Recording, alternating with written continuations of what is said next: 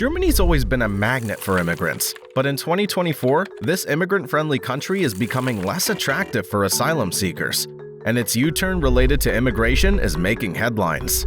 "We have to deport people more often and faster," declared German Chancellor Olaf Scholz in his interview with the news magazine Der Spiegel. Interior Ministry's data shows that 7,861 illegal immigrants were deported in the first half of 2023. That's 27% more than the previous year. This triggered a wave of reactions across the country. Even the streets are alive with hundreds of thousands of protesters holding signs saying, "Nazis out and never again is now." But what exactly is causing the protests? The protest is actually against Olaf's stance and the mass deportation plan of the far-right AfD. But why is Germany turning its back on immigrants? What are the new immigration policies?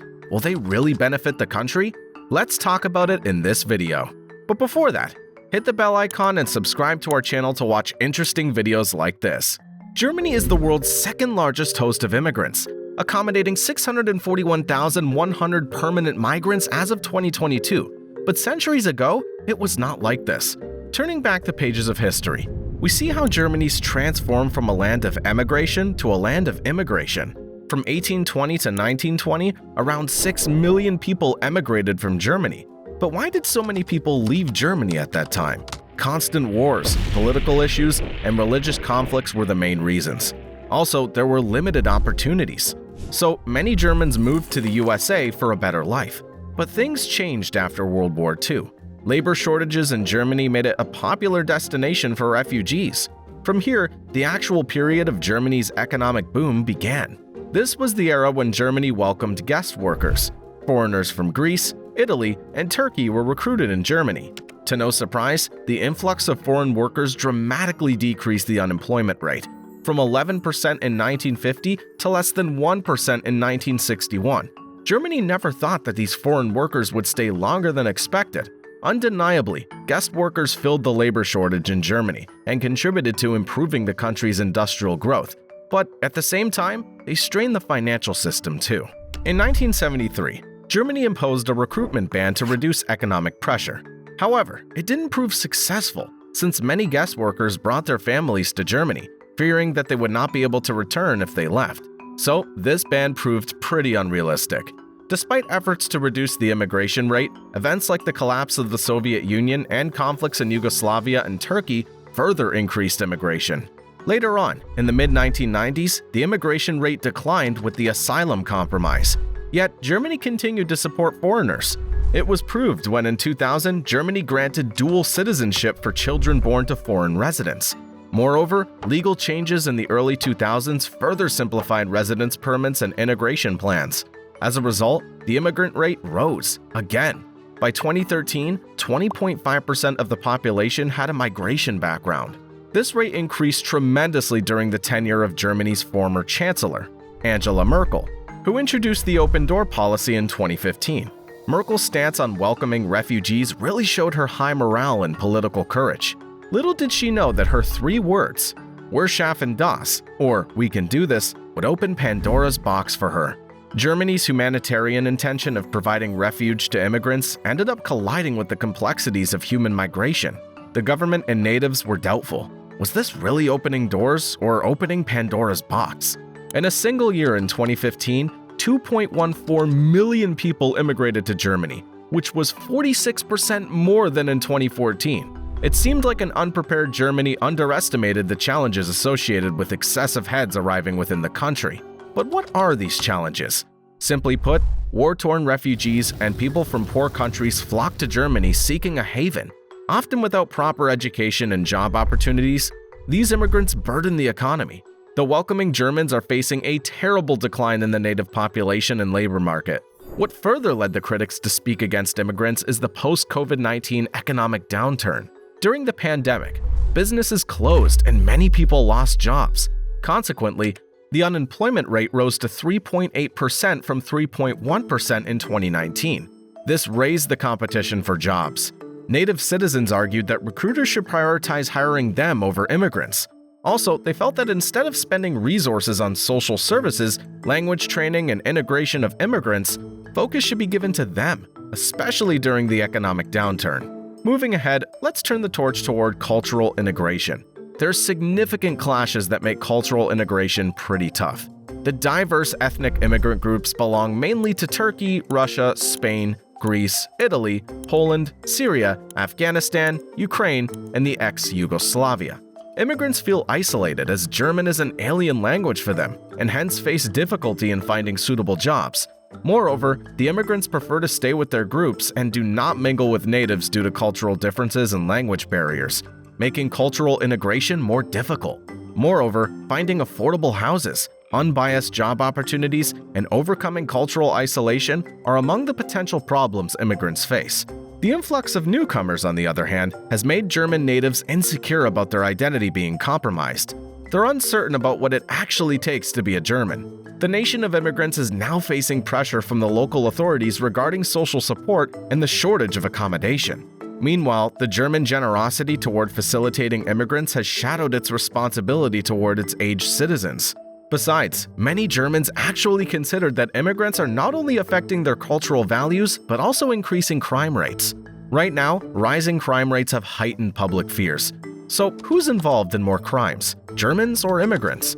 According to 2023 crime statistics from the German Federal Criminal Office, or BKA, the number of crimes committed by non-German criminals or immigrants have gone up by 17.8% compared to 2022. While crimes by German criminals have only increased by 1% in the same period.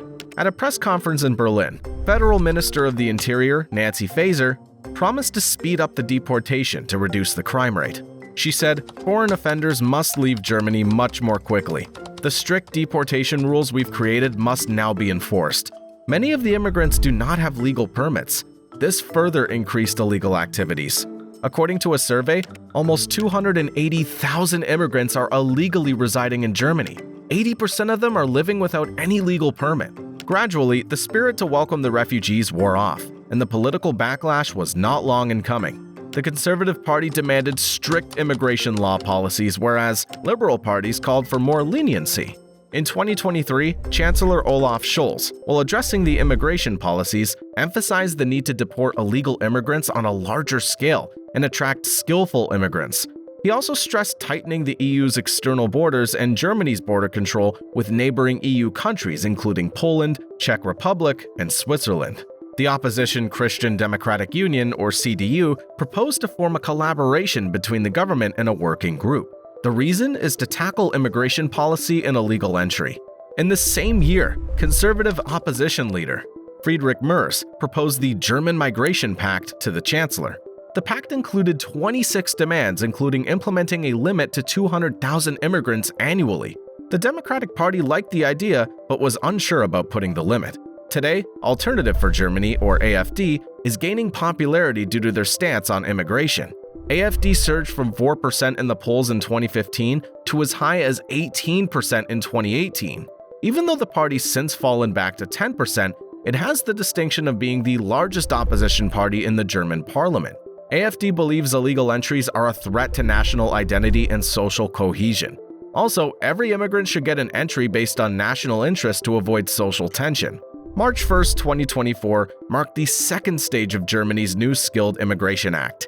This actually aims to fill the skilled workforce gap.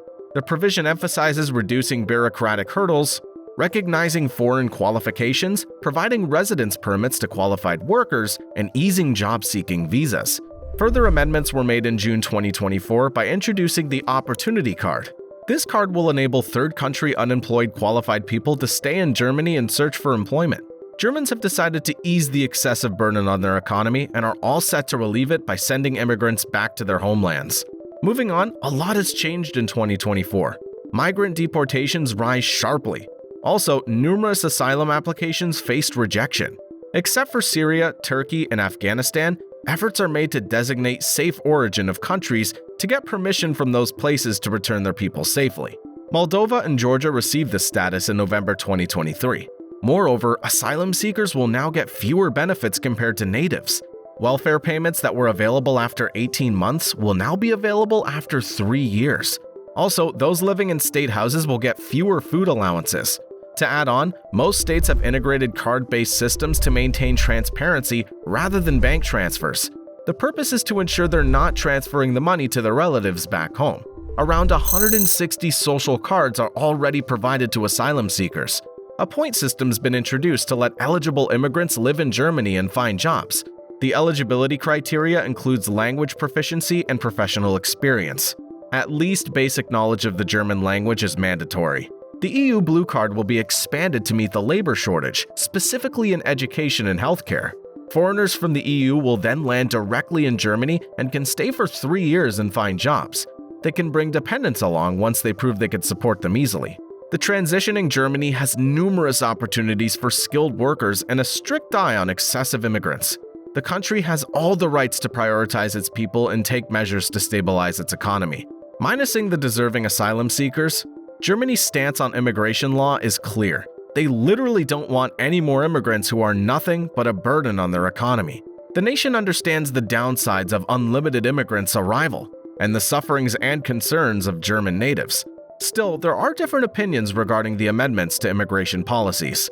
Germany shifted immigration policies several times. Ages ago, it welcomed immigrants, but now economic issues, rising criminal rates, trouble in integration, and political shifts have led Germany to change its immigration policies.